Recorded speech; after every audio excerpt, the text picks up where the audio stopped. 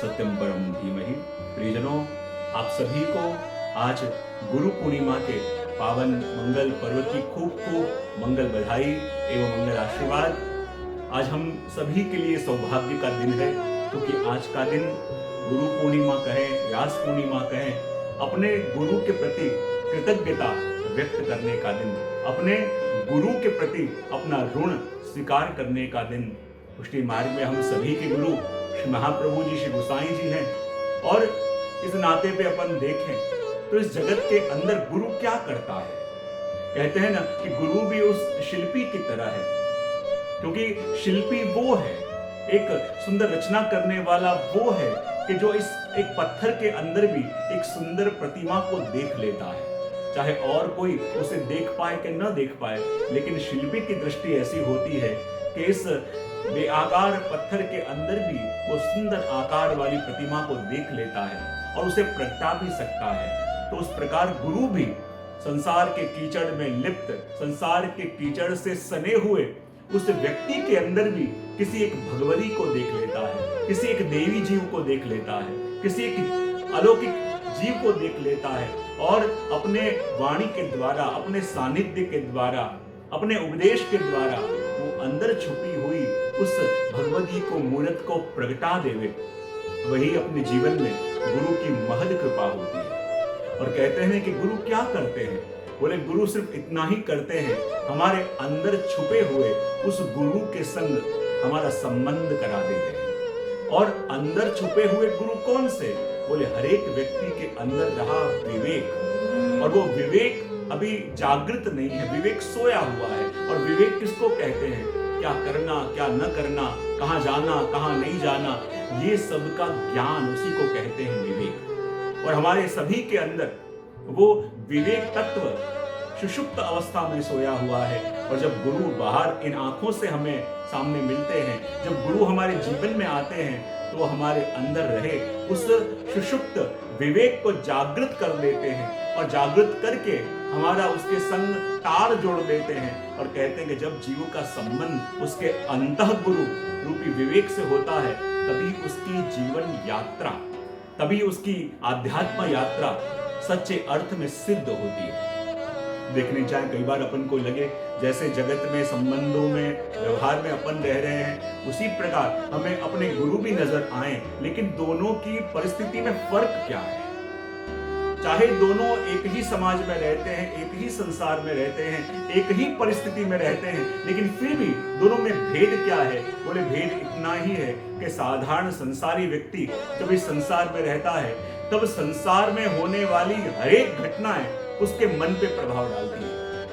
संसार में होने वाली हर एक विडंबनाएं, हर एक परिस्थितियां उसके मन को इन्फ्लुएंस कर देती है, उसके मन को डिस्टर्ब कर देती है, विचलित कर देती है। लेकिन एक संत जब वही परिस्थिति में रहता है, एक आचार्य, एक गुरु तत्व जब वही संसार में रहता है, पर संसारी को बाह्य प्रकृति डिस्टर्ब कर देती है, लेकिन एक संत जहां बैठा है तो उसके मन की शक्ति, उसकी तपस्या, उसकी एक आत्मशक्ति बाहर रहे प्रकृति को बदल सकती है। दोनों में भेद इतना, साधारण मनुष्य का मन ये प्रकृति, जो बाह्य प्रकृति है, वो बदल देती है। और एक सिद्ध का, एक गुरु तत्व का सामर्थ्य ये कि उसके अंतःकरण की शांति बाहर की अशांति को ओझल कर देती है। और इसलिए तो कहते हैं कि इस जगत के अंदर, इस जीवन के अंदर हमारा मोल कब होता है? जीवन में हर एक व्यक्ति अनमोल है, लेकिन मोल हमारा तब होता है कि जब सही जगह, सही स्थान पे अपन हो।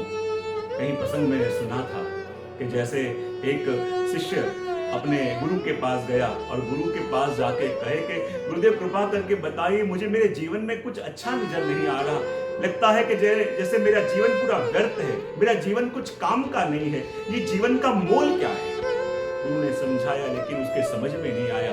तब गुरु ने उसे कीमती पत्थर दिया और कहा, देख तू जानना चाहता है कि जीवन का मोल क्या है, ये कीमती पत्थर मैं तुझे दे रहा हूं, तू अलग अलग जा, उसकी कीमत पूछना, लेकिन देख बेचना मत। बोले ठीक है। सबसे पहले वो गया तो कोई संतरा बेच रहा था। अब संतरे बेचने वाले के पास जाकर कहा कि देखो ये कीमती पत्थर है मेरे पास, तुम लेना चाहोगे तो इसकी क्या कीमत दोगे? उसने कहा इसका तो मैं तुम्हें 5 रुपया दे दूंगा, दोगे? उसने कहा कि नहीं, मुझे सिर्फ कीमत जानने की आज्ञा है, बेचने की आज्ञा नहीं। वहां से आगे एक सब्जी वाले के वहां गया, वहां जाके पूछा कि इसकी कीमत क्या है? उसने कहा 10 रुपया है, लोगे? लो, हम देने को तैयार है। बोले नहीं नहीं, सिर्फ मुझे जानना था। वहां से जब वो गया किसी जौहरी के वहां पे, और जौहरी के वहां जाके उसने उसकी कीमत पूछी, तो उसने कहा कि इसकी कीमत तो लाखों रुपया है, ये लाखों रुपया मैं तुम्हें देने को तैयार हूं, क्या दोगे? बोले नहीं, मुझे तो कीमत जाननी। वहां से आगे जो शहर के बहुत ही सिद्ध रत्नों के परखने वाले थे, उसके पास गया। उसके पास जाके पूछा कि इसकी कीमत क्या है, और जैसे ही वो ये रत्न वहां पे रखा, वो तो बिल्कुल दंग हो गया। उसने कहा इसकी कीमत तो कम से कम 100 करोड़ रुपए होगी, क्या ये देना चाहोगे? उसने कहा नहीं, सिर्फ कीमत जाननी थी। उसके बाद वहां से जो एंटीक वस्तुएं रखते थे और जो एंटीक के बड़े कदरदान थे, उनके वहां गए, और जैसे ही उसने वो हीरा पत्थर उनको दिया, वो लाल रंग का हीरा लेके उस जो जौहरी थे प्रसिद्ध, जो एंटीक वस्तुओं के परखने वाले थे, उसको नीचे रखा, उसको हाथ जोड़ा, उसकी परिक्रमा करी और कहा कि ये तो ऐसा अनमोल हीरा है कि पूरी दुनिया बेच के इसकी कीमत दी जाए तो भी इसकी कीमत कोई दे नहीं सकता। और तब वो उस हीरा को लेके अपने गुरु के पास आए और गुरु से कहा क्या जो हुआ मैं समझ नहीं पाया। गुरु ने कहा तेरा प्रश्न क्या था? बोले यही कि जीवन का मोल क्या है।